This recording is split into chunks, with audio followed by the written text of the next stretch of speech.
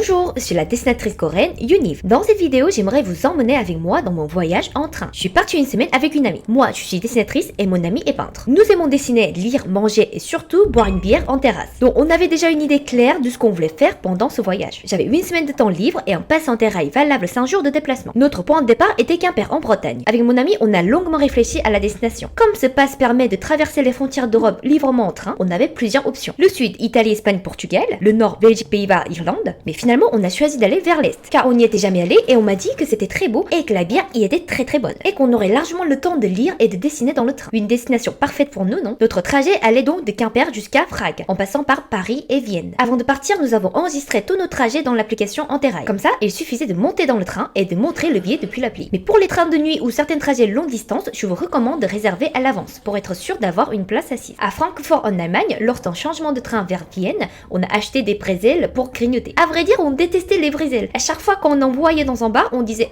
mais la surprise, les vrais bretzels étaient délicieux. Comme vous pouvez le voir dans la vidéo, on a beaucoup mangé. C'était aussi un voyage gastronomique. On n'arrêtait pas de se dire si seulement on avait eu une semaine de plus. Mais ce voyage n'était pas que du plaisir. C'était quand même un sacré trajet pour aller jusqu'à Prague depuis la France. On a pris un train de nuit sans vraiment dormir, courir avec nos gros bagages pour ne pas rater nos correspondances, visiter des lieux, goûter des plats traditionnels. C'était pas du tout un voyage de luxe. C'était plutôt un voyage de galère. Mal aux pieds à force de marcher, stress à cause des retards, recherche des restos locaux pas chers, etc. Mais c'est aussi pour ça que c'était génial. Si tout avait été trop parfait, trop facile, trop simple, ça aurait été moins drôle. On a quand même profité de magnifiques paysages, pris le temps de rire, de discuter, de dessiner. À chaque destination, à chaque gare, c'était une vraie aventure. En soi, en buvant une bière dans un jardin à Prague, j'ai dit à mon ami, tu sais ce qui est encore plus beau que ce moment, c'est qu'après le voyage, qu'on va y repenser. Chaque fois qu'on prendra un verre en terrasse, ce souvenir reviendra. Et c'est comme ça que ce voyage continuera, même une fois terminé. Et en faisant cette vidéo, je redécouvre tout ça. La bière mosseuse, les viennoiseries, les soupes, les petits siestes avec la tête qui balance, les enfants qui crient dans le train,